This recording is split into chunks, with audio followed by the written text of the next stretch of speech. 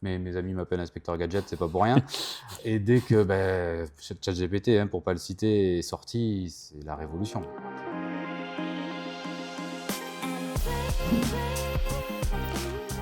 Salut Gaëtan, Salut, tu vas bien? ça va et toi? Très bien, merci d'être venu. Avec plaisir. Tu viens de loin? Tu peux, ça Ouais. va? Est-ce que tu peux te présenter en quelques mots? Moi, je m'appelle Gaëtan Moura, j'ai 31 ans, je suis opticien depuis 12 ans Ok. maintenant, dans le Gard.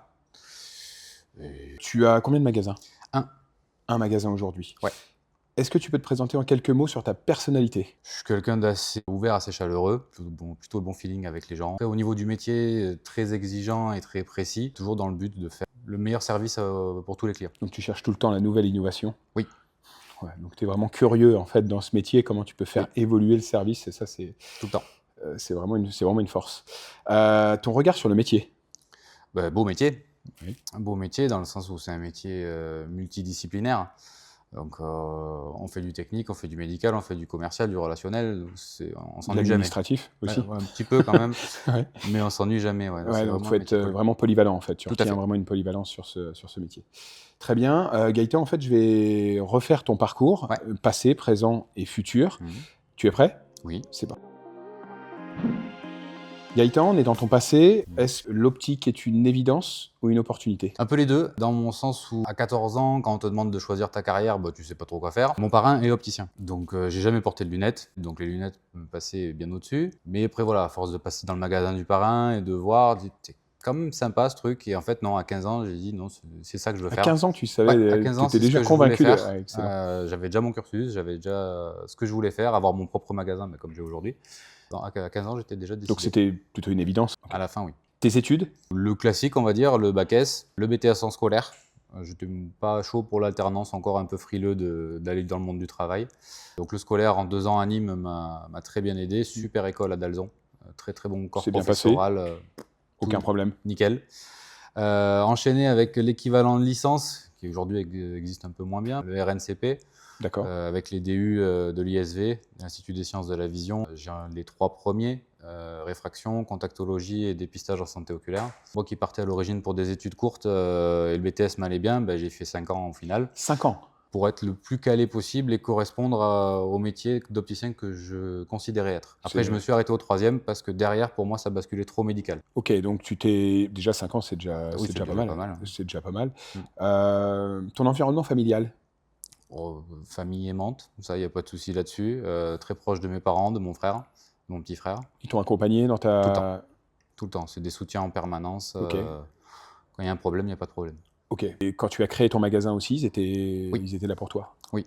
Ils étaient là pour me soutenir, parce que quand on lance son entreprise, les premières années, c'est pas florissant, hein, on galère.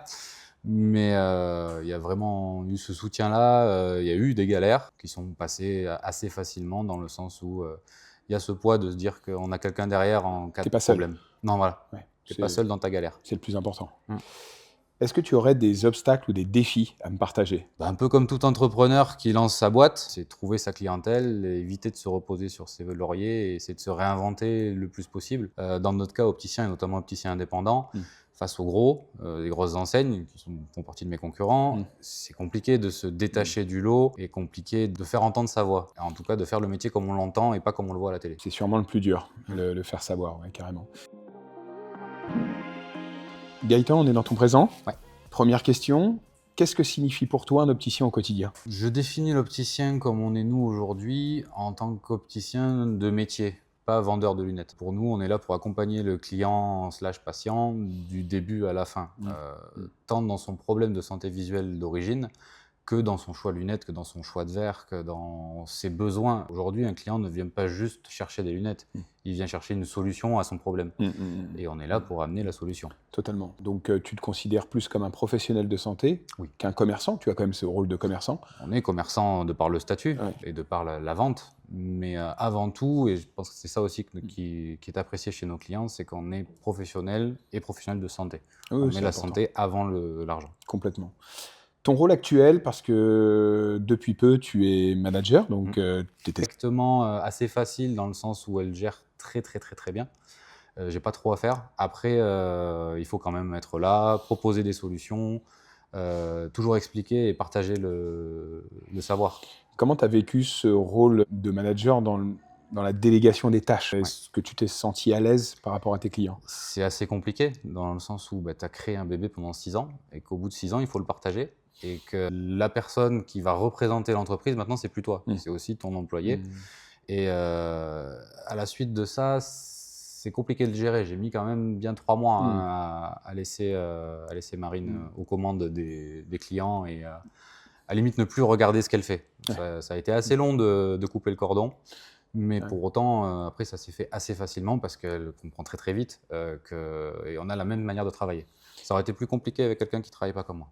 Tu penses avoir de la chance de l'avoir aujourd'hui Oui. ou? OK. Je te connais depuis un petit moment maintenant, et je pense que tu étais obligé de toute façon. Oui. Si tu pouvais rester seul, je pense que tu serais resté dans ta zone de confort, mais tu étais un petit peu J'étais coincé plus en confort. et tu étais plus dans le confort. C'était exactement ça. Là, j'arrivais à un point, et tant mieux pour moi à ce niveau-là, où l'activité était telle qu'il fallait forcément que je sacrifie quelque chose. Mmh. Soit je sacrifiais de la vie de famille, Mmh. je ne veux pas, soit je sacrifiais ma vie en tant qu'être humain, soit je sacrifiais ma clientèle de faute de pouvoir travailler. Ouais, ouais, ouais. Donc non, il fallait faire un choix à un moment et le choix de l'employé était Au le plus risque de raisonnable. perdre en service, En service, en qualité de service. si j'avais continué seul, oui. Ouais. De perdre en Ouais. qualité de service parce que épuisé, parce que trop de temps de gestion, trop d'administratif, comme on disait tout Ouais, à ouais, l'heure, ouais. et que seul, on ne peut pas tout faire non plus, quoi. Bah, on a évolué un petit peu ensemble, hein. Je t'ai accompagné en fait Mmh. dans cette démarche et la progression a été fulgurante, Mmh. donc et trop vite et rapide. Ouais. Et il a fallu prendre ces décisions-là et aujourd'hui, je vois que tu es épanoui dans ton Ah rôle oui, énormément. de manager. J'aimerais qu'on fasse un focus tous les 2 Ouais. sur ta spécificité. Moi, j'en Mmh. suis, j'adore en discuter avec toi parce que c'est quelque chose qui me passionne, mais je suis un petit peu reculé par rapport à ça, je maîtrise pas très bien. L'utilisation de l'IA dans ton quotidien pro. En te connaissant, j'ai vu que tu l'avais utilisé pour la gestion des stocks, qu'aujourd'hui tu l'utilises dans la gestion administrative, ça veut dire le standard, gestion client. Est-ce que tu peux nous parler de tout ça? Comment ça t'est venu et quels sont les résultats par rapport à l'IA aujourd'hui? Ouais. Depuis gamin, je suis toujours intéressé par les nouvelles technologies. Tu vois, je m'arrête jamais et je suis toujours friand de la petite nouveauté, du petit gadget en plus. Mes amis m'appellent inspecteur gadget, c'est pas pour rien. Et dès que ChatGPT, pour pas le citer, est sorti, c'est la révolution. Clairement, au début, c'est un jeu avec GPT-3 à l'époque, il me semble. C'était un jeu et c'était bluffant, mais c'était plus dans l'idée de voir ah oui, est-ce que c'est comme dans les films ou pas. Et puis après, GPT-4 est arrivé et là, il y a un vrai step qui a été passé. Je me suis dit, mais pourquoi pas l'intégrer dans ma vie pro? Parce que j'étais dans cette phase où j'étais encore seul et il fallait que je gagne du temps sur tous les points, que ce soit les clients, l'administratif, surtout. Et donc c'est là que la gestion des stocks est intervenue via ChatGPT. Je lui partageais des infos du magasin, les chiffres des ventes, des choses comme ça, afin qu'il puisse me dire qu'est-ce qui tourne, qu'est-ce qui tourne pas dans le choix de mes collections. Parce que mine de rien, au bout de 6 ans d'entreprise, j'avais un magasin qui tournait très bien et qui tourne toujours très bien et tant mieux. Mais il y avait toujours des phases de creux et les creux faisaient très mal. Et j'en avais marre en fait d'avoir la sueur le soir et je voulais vraiment pérenniser ça. Et je me suis dit que l'IA pouvait vraiment m'aider là-dedans, à essayer de cibler les problèmes parce qu'on a la tête dans le guidon, on lève plus la tête. Et Comment tu fais pour tu cibles ça, OK. Comment tu intègres toutes ces données dans l'IA aujourd'hui? Pour la partie stock, comme tu as dit, j'ai filé tous mes chiffres de vente et il m'a donné un top 10 des collections qui tournent les mieux. Donc celles que j'envisage de pérenniser ou pas, celles qui tournent moyen mais qui ont un potentiel intérêt vis-à-vis des clients et celles qui ne tournent pas, qu'il faut malheureusement arrêter. C'est un choix aussi difficile à Que faire. tu n'avais pas vu toi-même en fait? Il y a beaucoup Non. de choses que tu OK. De par l'affect à la marque, aux commerciaux ou juste pas vu tout court. Oui, il y avait des linéaires qui dormaient et je les voyais même pas. Ils étaient sous mes yeux et je les voyais même pas qui bougeaient plus. C'est assez incroyable, déjà pour la gestion en fait des choix des marques, mais aussi pour le surstock. Là, Finalement, j'en en ai fait, plus. tu as dégrossi ton stock Ah, et donc tu as gagné en trésor. J'ai divisé mon stock, enfin mon surstock. Je suis à flux tendu quasiment tout le temps. Il n'y a plus d'argent qui dort. Voilà, là, la trésor est là et ça m'a sauvé, clairement. C'est important de le partager, parce que je pense que beaucoup d'opticiens sont dans cette situation-là. Donc, est-ce que c'est compliqué à mettre en place? Honnêtement, non. Après, l'IA, notamment ChatGPT, c'est celui que je maîtrise le plus. C'est assez facile dans le sens où il suffit tout bêtement la première fois de lui demander de l'aide. Et il va vous sortir un tutoriel pour dire comment vous aider dans votre propre vie. Ok, tu le suis après. Oui, tout bêtement. C'est fiable? Il faut toujours prendre du recul. L'IA n'est pas une solution, c'est un outil. Il faut vraiment s'en servir comme un outil. C'est comme la calculatrice à l'époque. Voilà, ça permet Ok. de faire tout plus vite. Ça ne retire pas ton expertise. Non, c'est un assistant, c'est un outil, mais c'est pas un remplaçant. C'est En important. tout cas aujourd'hui. Aussi, ça. C'est important. Je sais que tu utilises Limova aussi. Oui. C'est assez nouveau. C'est assez récent dans mon cas. Peux-tu me parler de Limova? Ouais. Dans mon cas, j'utilise principalement 3-4 des 9 agents dispo sur Limova. J'utilise celui qui s'occupe du marketing, donc sur toute la partie publication automatique, Facebook, Instagram, et c'est aussi possible sur LinkedIn, même si pour l'instant je m'en sers pas. Ça permet de générer un calendrier hebdomadaire ou mensuel de publication automatique sur des thèmes divers et variés. Alors c'est là que je croise Limova et ChatGPT, c'est-à-dire qu'avec ChatGPT, je lui demande de me faire un plan correspondant à mon entreprise. Après là, pour rentrer dans les détails, La structure. Mais voilà, lui dire je veux 2, 3, 4 posts par semaine. Donne-moi les jours et heures à laquelle c'est le plus évident et le plus pertinent de poster et donne-moi des thèmes à aborder. Et après, dès que j'ai mon calendrier sur ChatGPT, là, je le croise dans Limova afin de créer les publications qui Excellent. qui C'est sont fiable? avec. Oui, alors actuellement, il faut encore faut mettre la main à la pâte. C'est juste que c'est encore dans l'idée de l'outil qui fait gagner beaucoup de temps. À l'origine, je créais mes propres photos moi-même, je faisais mes textes moi-même. J'ai fait ça 3 mois, après j'avais plus le temps. Ouais. Et du coup, on se retrouve avec des pages Facebook, Insta qui n'ont pas de publication depuis des années. Alors que pour les algorithmes méta, notamment, il faut du contenu régulier pour pouvoir remonter. C'est intéressant parce que en fait, ta situation d'urgence qu'on parlait précédemment, la galère dans laquelle tu étais par la progression fulgurante, t'a amené à devoir te renseigner en fait. Sur des solutions alternatives. Exactement. J'ai un peu tout cherché, hein. Sous-traiter les tirs payants, je ne l'ai pas fait parce que c'est une vraie galère. J'ai essayé de sous-traiter plein de choses. Mais au final, sous-traiter coûte très cher. Donc, ce n'était pas envisageable. Donc, gestion des TP, tu as vu la limite? Oui. Là, tu étais à la limite. Oui. Alors, de deux points de vue, d'un point de vue financier, mais d'un point de vue données de santé également. Parce qu'on ne peut pas tout donner non plus à ChatGPT, hein, ça faut vraiment faire attention aux documents qu'on met dedans. Notamment, si on s'en sert de manière un peu plus professionnelle et qu'on donne des infos un petit peu confidentielles, si on ne veut pas que ça se retrouve dans le milieu d'Internet, il faut penser à décocher le partage automatique. Ça permet de se protéger un minimum. Il y a eu une fuite il n'y a pas si longtemps que ça, donnant accès aux discussions que les gens avaient avec lui. Et on peut partager des infos énormes. À partir du moment où on l'a utilisé 3-4 mois, il y a une question à poser qui fait peur, hein, c'est qu'est-ce que tu sais sur moi? Et la réponse fait très peur. Vigilance quand même, il faut savoir se fixer des limites. Et puis dès qu'on a abordé plusieurs sujets et qu'il commence à savoir, entre guillemets, beaucoup trop de choses, il faut penser à de temps en temps aller dans sa mémoire et effacer ce qu'il ne doit plus retenir. Très bien. Juste un dernier point sur le standard. Oui. Avec Limova. Avec Limova, les 2 autres agents que j'utilise, c'est un agent pour le WhatsApp et pour le téléphone. Là, c'est vraiment un service client. 24/24, 7 sur 7. WhatsApp textuel pour les gens qui préfèrent le texte. Vocal, plus en guise de messagerie. C'est-à-dire que si on est déjà en ligne ou pas disponible ou fermé, le téléphone ne reste pas sans réponse. Vraiment, il y a un agent IA qui répond, qui prend les renseignements. Si c'est pour une prise de rendez-vous, il cale directement le rendez-vous dans le Google Agenda. Si c'est pour des renseignements génériques, là, il a toutes les infos qu'il y a dans la base de données pour répondre aux questions classiques. Si c'est pour des infos perso, date de commande ou autre, là, il nous retransfère l'appel à nous. Et on sait qu'on a 2 lignes, on a la ligne le 04 et le 06. On sait que si le 06 sonne, c'est un appel qualifié et là, il faut répondre. Ah oui, carrément. Donc tu sais les priorités et ceux qui ne le sont pas. Voilà. Aujourd'hui, je m'en sers comme messagerie vocale. À terme, ce sera le filtre numéro 1. Est-ce que tu pourrais me dire ce que t'a apporté l'IA aujourd'hui? Au quotidien, une prise de recul permanente. C'est ce que je fais depuis des années. Je me mets en permanence en question, de dire oui, c'est bien ce que je fais, ça marche, tant mieux. Qu'est-ce que je peux faire pour faire mieux? L'IA a ce point de vue objectif et omniscient. Et sans aucun biais cognitif aussi. Il va te donner... Oui, il est factuel. Oui, voilà. C'est bien, c'est pas bien, il te dira oui ou non. Point. Il va pas et après, à réfléchir toi savoir si d'intervenir. t'apprécies ou pas. Voilà. Complètement. Merci Gaëtan pour toutes ces réponses. On est dans ton futur. Est-ce que le métier d'opticien est un métier d'avenir? Oui. Alors, oui et non. Le métier d'opticien d'aujourd'hui, est-ce que ce sera le même dans 10 ans? Très peu de chance, parce que le métier d'opticien d'il y a 10 ans n'est plus le même qu'aujourd'hui. Tout va évoluer très vite, il suffit de s'adapter. Un métier d'avenir, oui, dans le sens où, pour l'instant, les gens ont encore des yeux, donc ont encore besoin de nous, donc oui. Tiens, mais la mascotte vient de dire bonjour.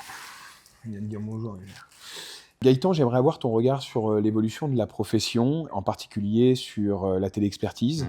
Mhm. Tu pratiques la téléexpertise aujourd'hui Ouais. avec l'IDEO. Tu es un des premiers à avoir adhéré. Mhm. J'aimerais savoir comment tu as vécu cette adhésion à l'IDEO et comment l'ont vécu tes patients. L'IDEO, au début, moi, ça a été vraiment une solution professionnelle. Encore une fois, pour pouvoir me professionnaliser plus et me mettre au centre de la boucle. J'ai été démarché par des entreprises de téléconsultation qu'on connaît. Hormis le tarif discutable, être réduit au rôle de portier et allumer un visio, ça collait pas à ma manière de faire. Là, avec l'IDEO, on est acteur. Vraiment, on montre notre savoir-faire parce qu'on sait faire. On a été formé pour, on sait faire. On est équipé pour aussi. Ça m'a forcé à refaire toute ma salle d'examen. Ça oui, justement pour être toujours le plus professionnel et le plus pertinent possible au niveau du client. En dehors de l'impact commercial, c'est aussi un impact pro parce qu'on a accès à un ophtalmo en direct. Ça, c'est une mine d'or géniale. Aujourd'hui, les ophtalmos, ils ne sont pas intouchables, mais c'est compliqué de les avoir de par leur planning, de par leur métier. Le comportement de tes patients Ils face ont à ça? adhéré énormément. Ça revient à l'évolution fulgurante. À l'origine, je faisais 2-3 examens de vue semaine. Là, on est passé à 2-3 examens de vue par jour. Ouais, c'est énorme. Voilà. Là, vraiment, les gens, à aujourd'hui, maintenant, à l'heure où on tourne cette vidéo, viennent avant d'aller voir l'ophtalmo. Ils viennent nous voir, ils disent on a entendu dire que vous faites les contrôles de vue, comment ça se passe? Alors nous, on leur explique, on est très transparent là-dessus, on a tous les process, on respecte les process liés de A à Z parce qu'ils ont été très bien pensés pour ça. S'il y a des pathologies, s'il y a des antécédents, et si on a le moindre doute, on ne fait rien. On réfère à l'ophtalmo. C'est important. Voilà, on ne fait rien, on n'est pas médecin, hein. On n'est pas médecin et encore moins des génies. Mais tu sens quand même que le patient te voit réellement comme un professionnel de santé grâce à Maintenant, oui. l'IDEO aujourd'hui. Maintenant, oui. Ouais, Oui. ça, c'est important. L'IDEO, maintenant, ça fait plus de 2 ans que je l'ai. Au début et encore aujourd'hui, on a des gens qui nous disent ah, mais on ne savait pas que vous pouvez faire ça. Alors qu'on est capable, et légalement et techniquement, depuis Bien sûr. près de 20 ans. La place de la téléexpertise dans 5 ans, tu la vois incontournable? Oui. De par l'engorgement médicaux, oui, clairement. Après, encore une fois, en synergie, opticien, ortho, ophtalmo. Tous les trois, on doit travailler ensemble pour pouvoir développer la profession. Ça ne peut pas être cloisonné à un seul parce qu'on le voit aujourd'hui, c'est compliqué en termes de délai, de timing. On en parlait tout à l'heure, en termes de temps. Nous, on a beaucoup plus le temps et quand il y a un problème, on va chercher la solution.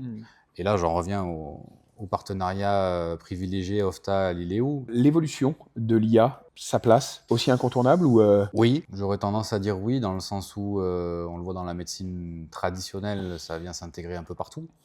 Pourquoi pas chez nous? Ça s'intègre déjà dans certaines machines Essilor, notamment au niveau de l'examen de vue et peut-être surtout chez d'autres marques. C'est vrai que moi je suis équipé Essilor, pas des autres, mais l'IA s'intègre vraiment partout. On le voit aussi dans la conception des verres. Après, dans notre métier à nous, dans mon cas, je l'ai déjà intégré pour optimiser les gestions, optimiser tout. Vraiment, c'est un gain de temps énorme. Tu le vois vraiment comme un gain de temps. Gain de temps et de productivité. Donc, en partie aussi la survie de ton magasin quand tu avais besoin de temps. Oui. Donc, ça a pu répondre à cette problématique. Oui. Ok, merci Gaëtan pour toutes ces réponses. Gaëtan, on en a fini avec l'interview. Est-ce que tu pourrais me partager le mot de la fin? Le mot de la fin, le métier d'opticien, c'est un métier top. Donc ça, c'est cool, hein, vraiment. Et puis avec des partenaires comme vous, ça peut que aller dans le bon sens. L'IA, c'est l'avenir. Il ne faut pas s'en cacher, il ne faut pas en avoir peur. Il y a juste des protocoles à respecter. On ne peut pas faire n'importe quoi avec n'importe qui. Et tu conseillerais? Oui. Tu conseillerais de l'utiliser? Oui, je conseillerais de l'utiliser dans le sens où c'est un gain, encore une fois, de productivité, de réactivité, de professionnalisme et une vision objective de notre situation. Écoute Gaëtan, je te remercie encore une fois d'être venu.